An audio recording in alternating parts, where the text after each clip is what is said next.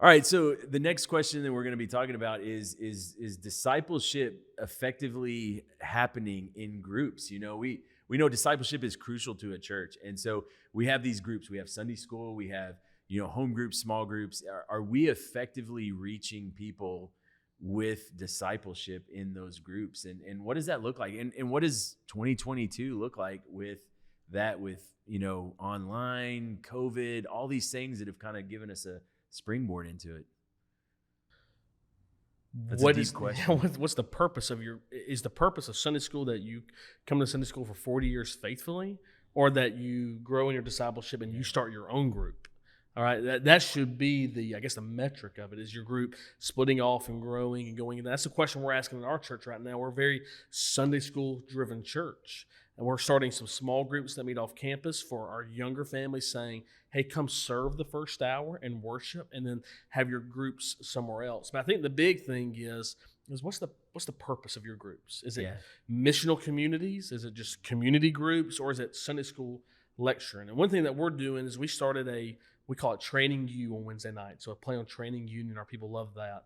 And we're teaching hermeneutics in English and Spanish, theology 1, and apologetics. So to go deeper in your discipleship in this. And in your groups, we're trying to form those. Those are more about community, having fellowship, relationship, growing with another. We're next year doing what we call community Bible reading. You can look that up. You can get the little books for $10, and reading the Bible together as a community. Because I feel like the Sunday school model has been very ineffective of come listen to one person teach, be a sponge, soak in information, and then go hear a sermon and soak in, and then you do that for 40 years. I feel like we've missed the point.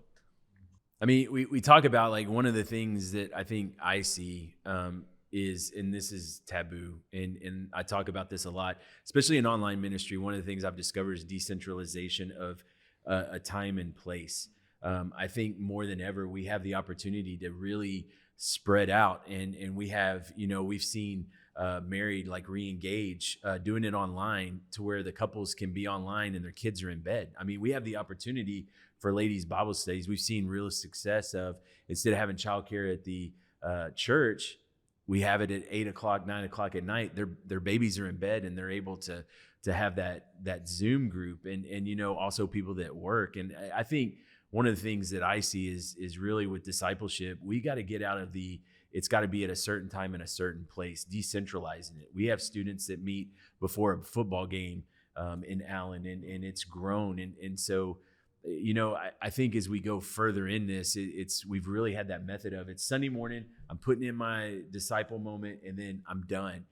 I think people are tired of that. I think there's a generation of people that are ready to start meeting at different times in different places besides Sunday morning. And to me, that's a taboo thing, because what I'm saying is that's a golden calf right there. And so in an urban environment like all of us are in, right, it's ludicrous to have people drive through traffic, right, 2 days a week, and like that's it.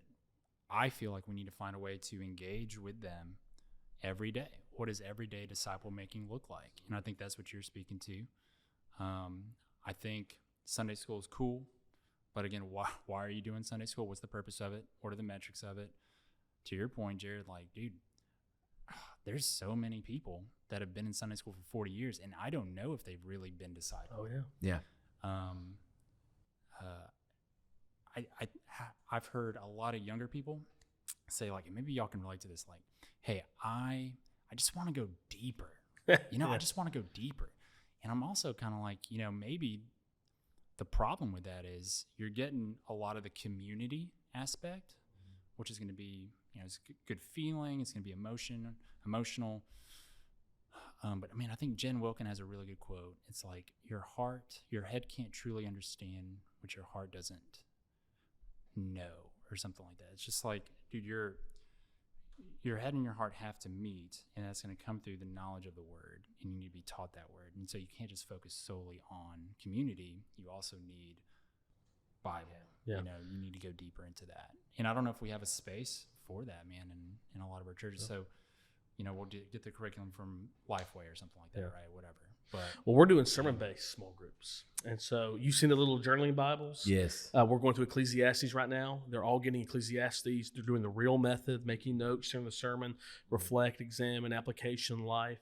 Because we got 20 Sunday school classes. How many different answers do you think I would get if I asked, what's the purpose of Sunday school? Yeah. 20 different answers, right? And so the point is not spiritual information, it's life transformation. mm-hmm. And so that's what we're trying to see. Let's build on the sermon, and we're going to see how these groups do to meet community, but also that Bible reading as well. One thing that I think when you think about how the pandemic has changed the way that we do church, one of the gifts that the pandemic did give us, because we had this period of lockdown where nobody was meeting in person, and for some that was a month and a half, for others that was 6 months, a year. Absolutely. Because of that, things like Sunday school that might once have been a sacred cow, I think there is now a lot more flexibility on, this doesn't have to be exactly 1 hour at the building after the worship service or before the worship service.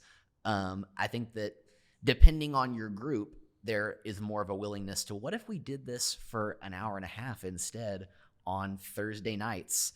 What if we did this what if we had a Zoom option? What if there's all these different options that once we would have just shut down immediately and said, look, we've been doing it this way for 65 years. It is what it is.